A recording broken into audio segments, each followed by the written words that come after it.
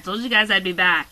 Anyway, like I said in the previous video, I'm going to be talking about these last three today. Since obviously I think my mom's probably going to have tomorrow off. I don't know for sure.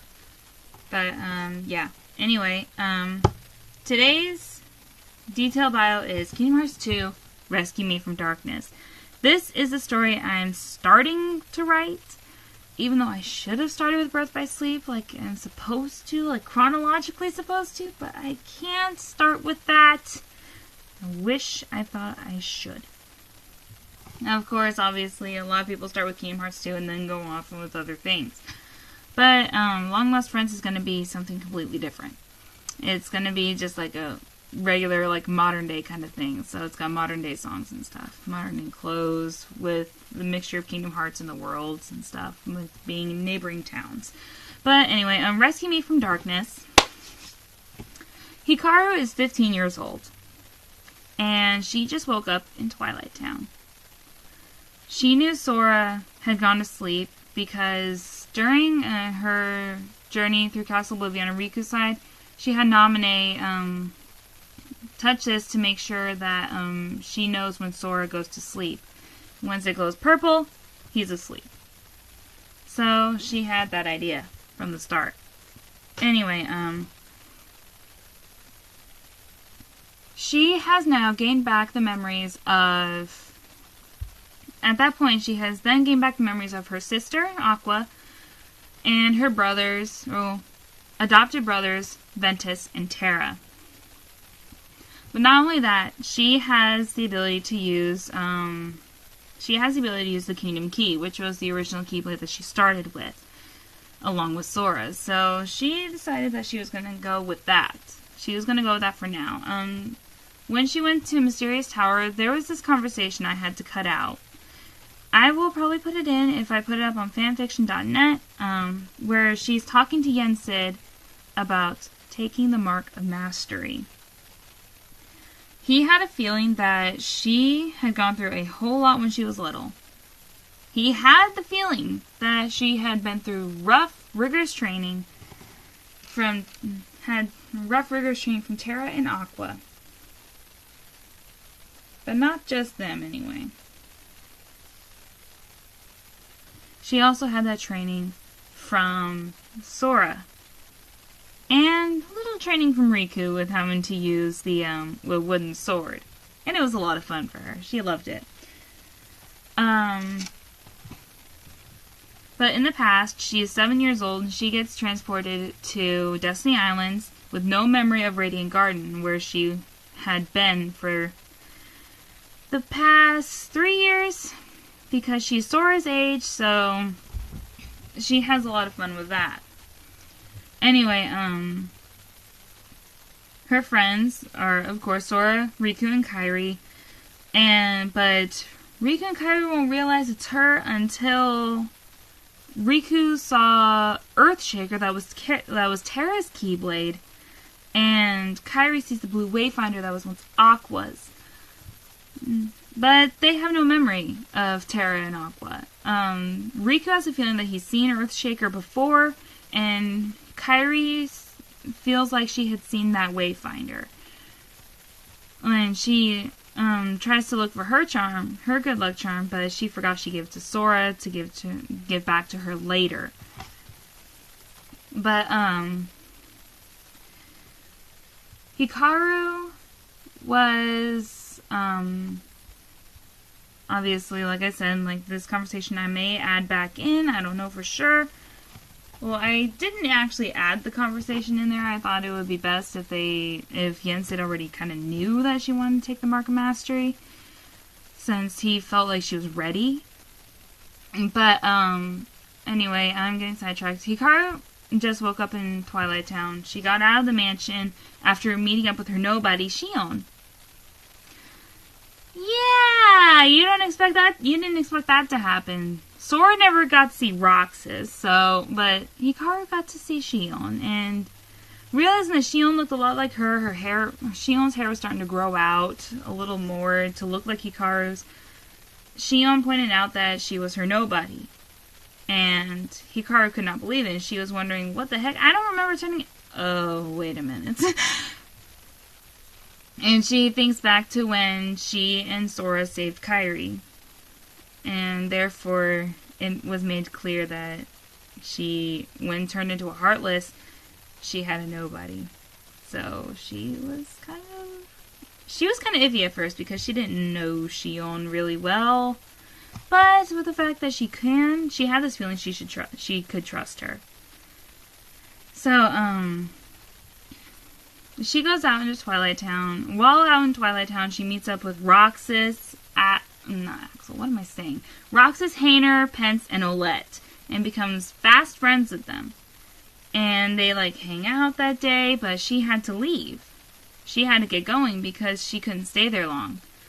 So, Roxas, Hainer, Pence, and Olette saw her off at the train station after she met up with King Mickey, and she asked if Riku was okay.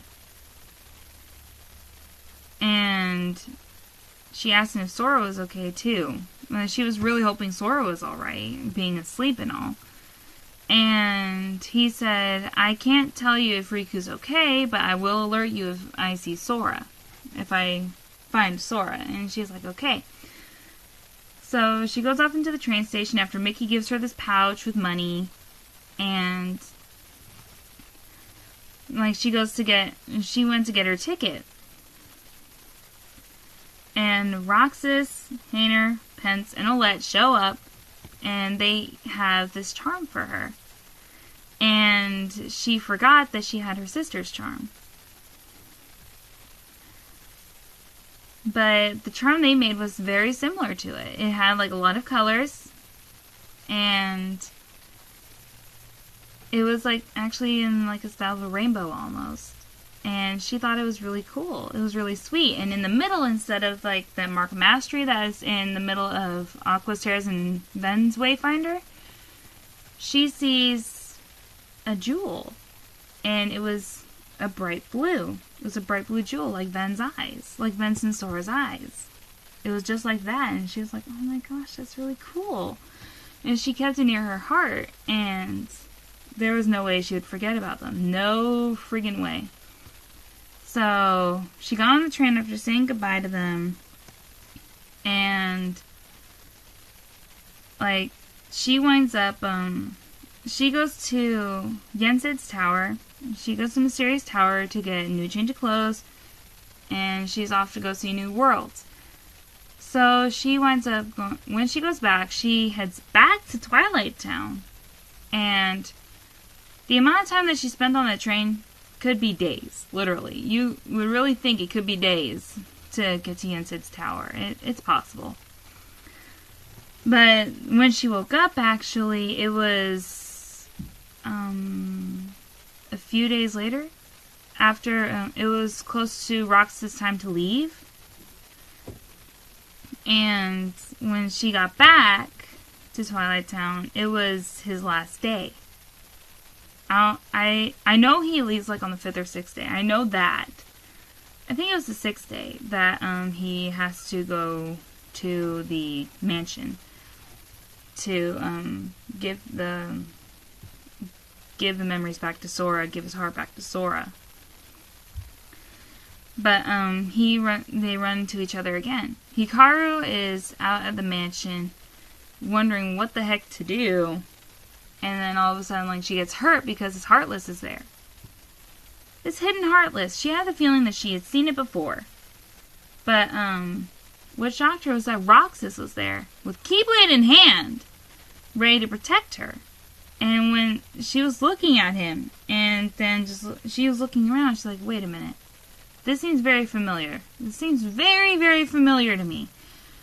She looks again. And sees the same position. And when she looked up at Roxas again, she saw a familiar back. And so she looks closely. So she has to squint her eyes to see if this is really happening. And it was. The familiar back was Sora. And the position was Sora. Literally. You see Sora holding it like this. That's the same way Roxas holds it. So she sees Sora, And she was wondering, and she actually told herself, that Sora's nobody, that Sora's nobody. I know that. I have this really big feeling that's actually Sora's nobody who is protecting me. So, she had, once she told herself she was going to help Roxas. So she helped Roxas fight off the Heartless and the nobody that was there, apparently. And she decided to ask Roxas some questions after the enemies disappeared. She was wondering if anything strange had happened to him lately, because she never got the chance to ask when she was first there. And he said, well, I have had some weird things happening lately, because, well, that's how things worked. So, sorry, I'm actually flipping through here. Yep. Okay, I'm on it. Alright.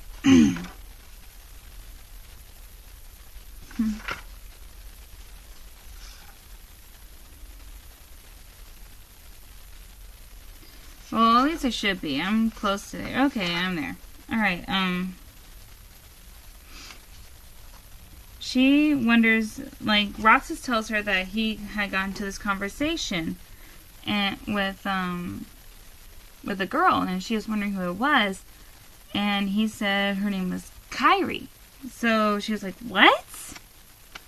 So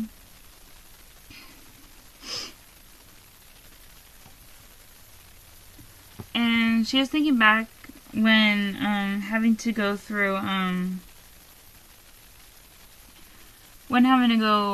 around the world again. Well, she thought back on the conversation she had with Roxas, and Roxas told her that that someone told him that it was really weird to seem to exist, so he was told that he wasn't supposed to, and she cut him off and said Namine. She knew Namine. Obviously, she knew him.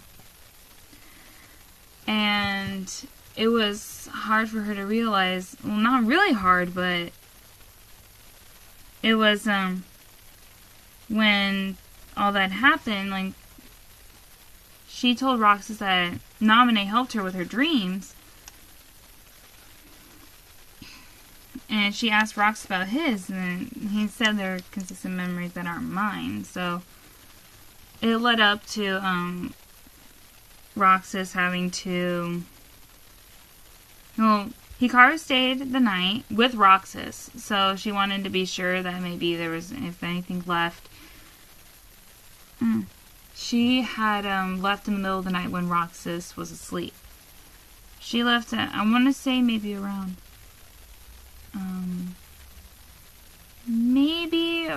midnight, 1 o'clock in the morning. She left a note for Roxas saying that she had to leave, she had stuff to do, but if she ever ran into him again, she will be sure to tell him everything that was going on. And obviously, with, like, during the time that Roxas was human for a short amount of time, he was fighting Axel, seeing Diz and Namine, and having to go through the 7 Wonders, which was interesting, might I say, because I loved that part about Kingdom Hearts 2. I loved that part. Anyway, Roxas had to go to the mansion, and, like, his friends don't realize he's there, because as soon as he tries to touch them, his hand goes right through them. And he's freaking out. He's like, what? And having to leave. And he was told to hurry over to the mansion, and he can't find Namine. So, actually, when he sees the computer, we all know that there's this table with, like, a missing picture, so you have to go to Namine's room in order to find the picture, and then go back over there and draw it. But I wish there was a shortcut to doing that. Sadly, there isn't. Anyway, he goes down, the table and like part of the floor disappears in the library, and he has to go down there and sees these computers. He has to fight Axel after smashing those computers. He fights Axel, and Axel tells him that he'll meet in the next life, and he calls Roxas silly just because he has a next life. So, like, then Axel was going down a corridor. Oh, not Axel. Roxas was going down a corridor. I'm sorry, my brain is not functioning properly. He goes down a corridor and sees Donald and Goofy sleeping, and he sees the door, so he goes through the door. There's Sora's pod. And Diz is right there. And they have this conversation. Roxas gets angry and tries to knock some sense into him, but it was only a database projection that Diz was in, so he started getting frustrated and just slice through it, but nothing. So, like we all know Roxas tells Diz that he hates him so much, and Diz shoots back at him. You should share some of that hatred with Sora, but he's far too nice for his own good. Well, that is true. Sora is really way too nice. But that's the whole thing. Anyway. And Roxas tells him, no, my heart belongs to me. And once Diz disappears, Sora comes forward. And Sora's pod opens, and he starts seeing... He sees Sora, and he's like, Sora, you're lucky. Looks like my summer vacation's over. And he fades off into Sora's heart. So Sora, like, hears these voices. He hears Hikaru's voice first. And he hears Roxas' voice, but he doesn't know who that is. And so then he hears Donald and Goofy, jumps out of his pod after yawning, and freaking, I would say, almost tackles them to the ground. But yeah, Donald, Goofy, and Jiminy both exit the mansion. They feel Sora feels like he's been there before, been to Twilight Town. And they go in there and they see Hayner, Pence, and Olette. Obviously, they don't know them. And it's like dealing with the introductions and stuff. Hayner leaves. Hayner's the first to leave, and just everything goes on. And Olette tells them that someone was just there looking for them, and Pence just starts describing like big round ears and a cloak over his face, so a cloak on so he can't see his face, a hood on so he couldn't see the face. But the big round ears gave it away. Donald, Goofy, and Sora knew that it was the king. It was King Mickey, because King Mickey was there when they closed the door with Riku and him behind it. And therefore, having to rush to the station where Pence told them that it's where he saw them, Sora starts smelling something. He really starts smelling something. He sniffs the air. He's got the sense of Riku with smelling darkness, but he can smell something far more interesting. So Don and Goofy are wondering what the heck is going on. And he's like, I smell like someone's been here before, and once Goofy points out that it smells like something a girl would wear, he knew only one girl wore that kind of scent, because it smelled of sea salt ice cream and vanilla. The only one who would wear that scent was Hikaru, and that was the present that his mom gave her. His own mother gave Hikaru that present on her 8th birthday, and she had worn it since. And she was lucky she didn't run out, because that was her favorite scent. But Roxas and Sora, Donald, and Goofy. Why am I saying Roxas? I guess I got Roxas on the brain today. But once Sora, Donald, and Goofy run into King Mickey, and they're about to get on the train, Hayner, Pence, and Olette, Hayner is telling Sora to pull it together because he's starting to cry. He feels like it was the last time they would see them. But Goofy assures him that it's not. So they head over to Mysterious Tower. They run into Pete. We all know that kind of incident. And once Pete goes off with the Heartless, and going off on Maleficent too, going to find her, And they go inside because of Yen Sid. Master Yen Sid is there. So they get a change of clothes. Well, Sora gets a change of clothes with new forms. Valor, Wisdom, Final, and I know there was more. I know there was another one. There was 4 forms other than his original. I can't even remember the other one. Dang it. Oh well. Anyway, Sora goes off because 3 good fairies had told him that Hikaru was there before. And he was excited to know that Hikaru was okay. He didn't know that she was asleep though, because they told him that she was there earlier that day.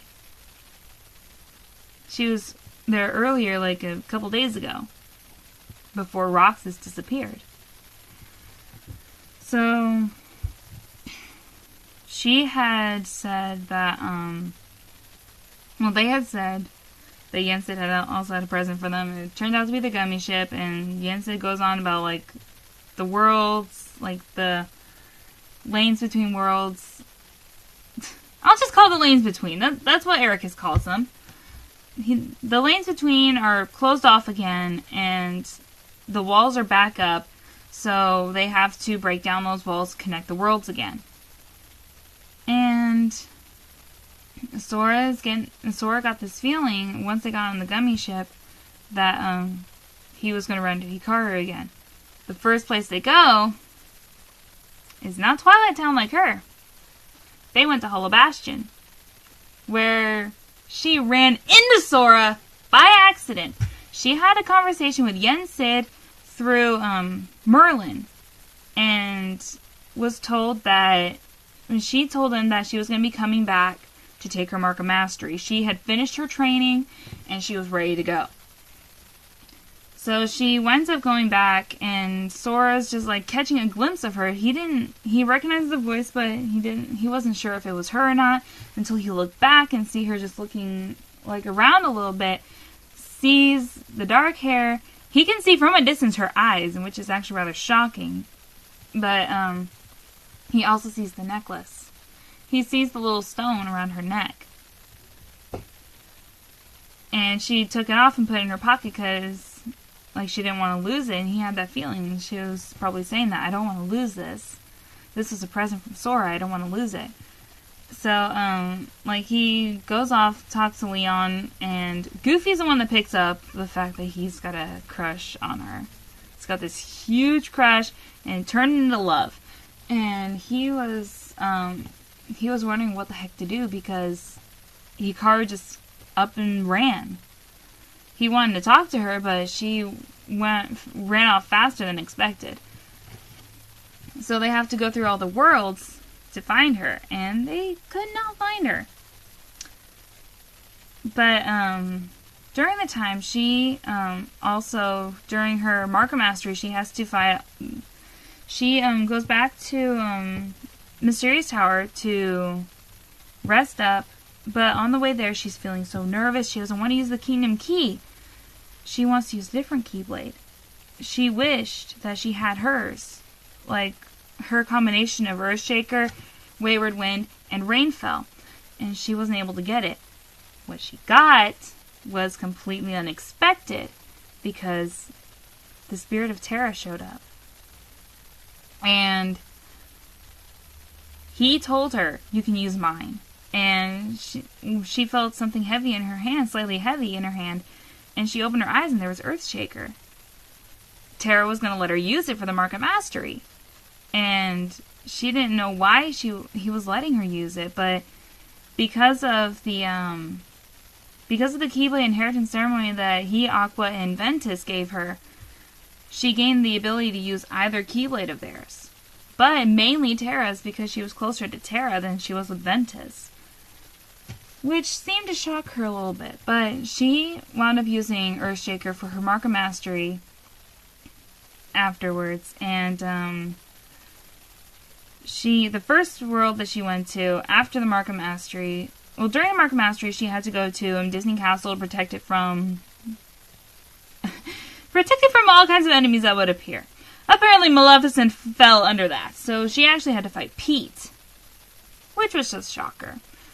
But the first world that she went to after Disney Castle, because Disney Castle was the last one that she had to go through, and actually what appeared there was something Queen Minnie never expected to appear there, and that was the Unversed. And she thought she was going to go ballistically crazy because she remembered seeing those in the past and she didn't want to see them again. And lo and behold, there they are. They're hiding in the castle. Apparently, I think Mickey probably locked them up somewhere and they couldn't get out. Stupid Unversed. Anyway, and she runs into Sora at Disney Castle, so it was literally kind of a shocker. Like, she starts talking to Sora. Sora barely recognizes it's her. But the only way he could tell it's her is the fact that she would bring up the past. So Sora did get a chance to talk to his longtime best friend and crush. So he decided that it was going to be that time to, he said it was going to be the time to tell her, but he couldn't tell her. He couldn't bring it up because she was in a rush. Like, she got rid of the Unversed and the Heartless and the Nobodies that were there at the castle. So she told him that I have to leave now because I have to get back to Mysterious Tower. I've got to report this to Young Sid. And he's like, oh, okay, am I going to see you again? She's like, you'll see me again, trust me. You'll see me again. And she gives him a quick kiss on the cheek and runs off. Which was kind of cute. And Sora's just sitting there blushing, holding his cheek. He's like, oh my god, she just kissed my cheek, oh my god. And he decided to head back inside and go to sleep. And he wound up dreaming about her that night. Which is actually rather funny because when she went to Mysterious Tower, she had a dream about him that second time she went back. But she wound up passing her Markham Mastery with Earthshaker. So she decides also that the first world she's going to go to it's a new world that she had never been to. She's going to go to the Pride Lands. Coming to find out that's not the place she should have gone first. When she got there,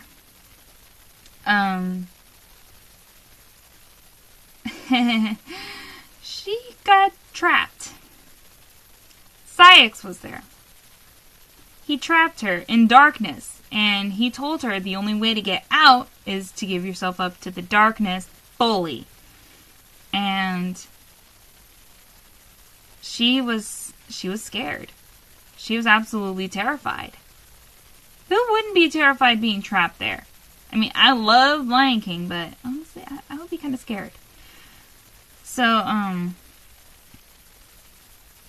Xion, her nobody Xion, goes out and she tells Xion to go find Sora. And she should know what Sora looks like because she's seen him before. And, Xion still remembers Roxas. Which is actually kind of funny. Because Roxas can't remember her, but she remembers him. So she knows where Sora is. She goes out to find Sora and tells him that she's in trouble. That Hikaru is in danger. And it wasn't just her that told him. Terra's voice appeared through it as well and said she's going to wind up giving herself to the darkness if someone doesn't help her. She's going to give herself up to the darkness fully if someone doesn't help her. And he didn't just tell Sora that. He told Riku that. Whenever he saw like someone in a black hood, he knew that it was an organization member. But this one, he definitely knew that it wasn't them because he didn't smell of that. He smelled something that definitely resembled him. And that was the overprotectiveness of Hikaru. So, he told Riku, there's something wrong with Hikaru. I need you to figure out what it is. And Aqua is also the one to tell Sora as well, Hikaru is in danger. She's in trouble. And he made a promise. Sora had made a promise to Aqua that he would help Hikaru in her time of need. And it turned out that she needed the help. But they had so many worlds to go through to get to her. And there's no way that he can get to her in time. So while she was waiting, she wound up giving herself up to the darkness. But her heart still held that patience for Sora. Shion told her, just be patient, he'll come, trust me. He will come to get you. He will come to save you from this. But she had already given herself to the darkness, so in a way, she had changed. She was the other form of Xehanort. As much as she didn't want to be, she was. She was actually, in a way, a female form of Vanitas. And she knew Vanitas from the past. And Vanitas was the one that actually whispered in her ear, just do it. You know he's not going to come. Just do it. So she winds up doing it, but Shion puts a lock on her heart, saying, don't give up. The darkness won't get to your heart. Just don't give up. And so when she changes, it takes Sora and Riku quite a while to get to her. But by the time they got there, she was already being used by Xehanort, well, by Xemnas. Running into Ansem the Wise and Mickey on the way there was actually a lot of fun for them because they got to fight alongside them. Well, fight alongside Mickey anyway. And it was very interesting for them. Like, Sora told Leon what was going on as well, and Leon was even shocked because he thought of Hikaru as his little sister too, and Hikaru had adopted him on their first journey as well. That's why Sora started getting jealous, because she was starting to talk to more guys and thinking that maybe she was talking to many of them. But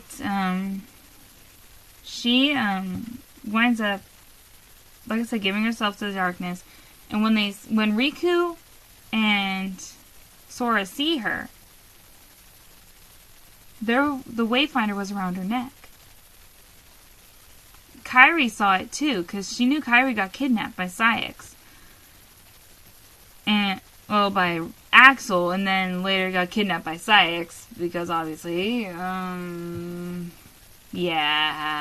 Axel's not good at keeping a hold on her.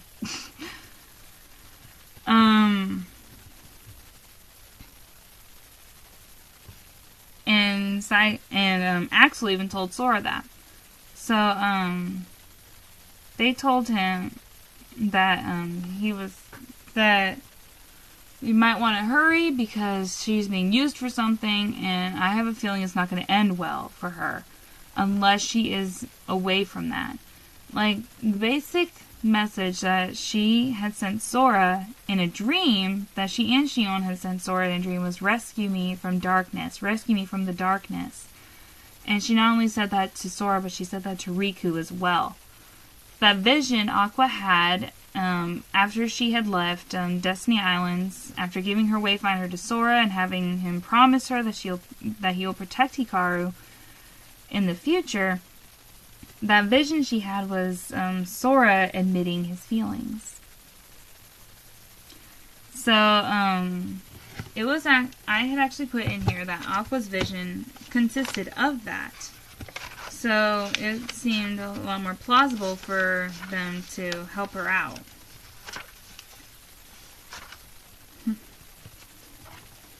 Like, Riku telling her, like, Hikaru, I know you're in there, listen to us. Your light is still in there, in your heart. It was an older Riku. Sora didn't know it was him, but it was still him. And Sora says, Hikaru, please, I promised your sister. I know you can hear us. Hear me. That was an older Sora, and he was worried. Hikaru, he was hesitant, but he had strengthened his resolve to tell her, I love you. Your sister, Riku, Kairi, and I are your light. So are your sister's friends. And he knew. He had a feeling, and he wasn't expected to say that, but he knew her sister had friends. And that was when, actually, he had grabbed her. she was going along with Xemnas. Or Xemnas was motioning her along, like forcing her. And Riku and Sora are screaming at her to get her to listen, and she couldn't hear them until Sora said that. It was when Sora said, "I love you," that her heart unlocked. And she was looking down and just looked over her shoulder at them. And she had this blush on her cheeks. And so Sora ran up. Riku, without Sora knowing, pushed him forward, and Sora grabbed her and gave her a kiss. And it was then that she started changing. Xemnas' plans were starting to fail. And when she fully changed back to the way she was, Riku didn't know it was her, though. As much as he should have known, he did know. At least once, because during that Mark of Mastery is when he saw Earthshaker. During her time when she took the Mark of Mastery, he saw Earthshaker in her hand and she was fighting with it. And that's the whole thing with Riku. He was like, I feel like I've seen that before. And with that wayfinder around her neck, Kairi was the one that saw it. She's like, that looks familiar. And they all go off once Hikaru was back to her normal self. They all go off together. Kairi, Pluto, Mickey, and Donald and Goofy had kinda went through a dark corridor thanks to Naminé. And it was really awkward. Sorry. It seemed a little awkward because, well, not really awkward, but Hikaru knew Naminé. Because she knew that Naminé was Kairi's nobody. Kairi just didn't have a Heartless. She had a nobody, not a Heartless. Not like Sora, and definitely not like Xehanort. But, it just turned out like that for her. And Hikaru, Sora, and Riku went to go fight Xemnas. Both forms of Xemnas. And not all that fun. Definitely not all that fun. Hikaru nearly died. For once in her life, she nearly died. And she had decided to, when they went to the Dark Margin, she had a feeling that someone was there. She would look around and her stone would act up. She didn't know what the heck it was, but it was starting to glow like a really, really bright blue. Nearly white. She was like, what's going on? And little did she know that in her dream, even though it was just a dream, Aqua touched the stone. Like the way that Aqua touched Kairi's pearl. And Kairi's pearl on her necklace. And told her that she would be safe. There will be someone's light that she'll be guided to. And it did the same for her. It shone a bright blue, almost white, and Sora's like, whoa! And Riku's like, when did that happen? She's like, I don't know. I really don't know. And she's looking around. She can't see her. She can't see Aqua because it's a dark margin, and even though Aqua is there, she can't see her. And so, therefore, they had to stay there until the door to light opened. Riku, Hikaru, and Sora went together through the light, wound up in the ocean outside of the play islands, and swam up. It was funny because Hikaru got tackled by Mickey. Mickey knew she grew up so much. He told her like 1,000,000 times when running into her during her Mark of Mastery that she was looking so much like her sister and fighting so much like her adopted brother Terra that she was going to be turning into them. And she had the blue in her hair to prove that she was her sister. That she was Aqua's sister. The blue in her hair actually grew. And she didn't know where it came from, but it grew on her. And she loved it. and it kept growing with her. So, Hikaru and Sora, actually that day, Riku had suggested it to them. That once they got home, when they were in Dark Mansion, once they got home, Hikaru and Sora should share a Paopu fruit. And we all know the legend of the Paopu fruit. Whoever shares it, whichever two people share it, their destinies will become intertwined. They'll remain a part of each other's lives. That is the legend of the Paopu fruit in a nutshell.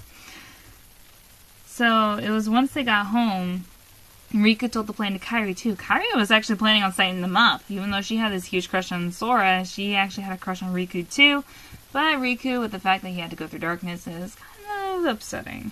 But she will help him out of it, hopefully. Anyway, Sora and Hikaru, Riku motions to Sora with his head to go to the Paopu tree. And he actually told Hikaru to go over there first, so he can talk to Riku about it. And so Riku actually, after Sora gave back Kairi's charm, it was then that he talked to Riku about the Paopu. And Riku actually pulled out from behind him the Paopu fruit. And he's like, here, go share it with her. Go. Go! He's pushing him away. He's like, go share it before your mom finds out. And he's like, oh god, my mom finding out is going to be trouble. But he went over to the tree and he actually told her it was sunset. It was sunset, and she had the feeling she remembered watching the sunset with somebody. So she watched the sunset with Sora, and they shared a Paopu. They shared a Paopu fruit. And yeah, it's romantic as it is. And then the next day, they're all on the tree, the Paopu tree, and Kairi runs up to them. Or it's actually Sora and Riku that are on the Paopu tree. And Riku's asking him how everything's going with Hikaru. And he's like, everything's going fine, Riku. And Kairi...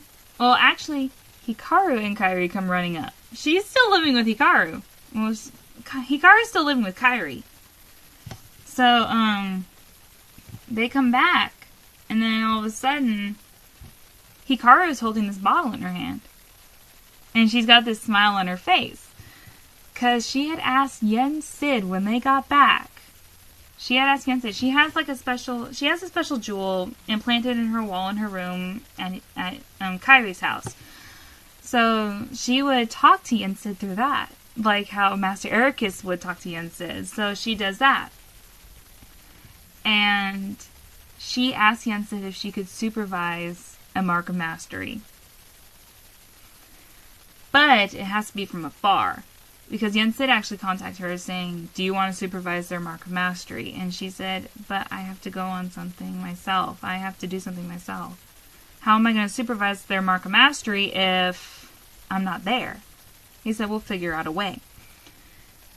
As soon as you get here with those two, we'll figure out a way. And she's like, okay. So they go with the bottle. They just got the bottle. And they run up to them. Coming to find out with that smirk on her face, that smirk on Hikaru's face, Riku and Sora were the ones to read it. Kairi had a feeling, and Hikaru definitely had that feeling. It's time for the Mark of Mastery. So, that's it. In the next video, in a little bit, I am going to be talking about Dream Drop Distance, Separated Journey, where Hikaru has to go on a journey to find her sister and her friends while also supervising Sora and Riku's Mark of Mastery exam. So, until then, guys, later, taters!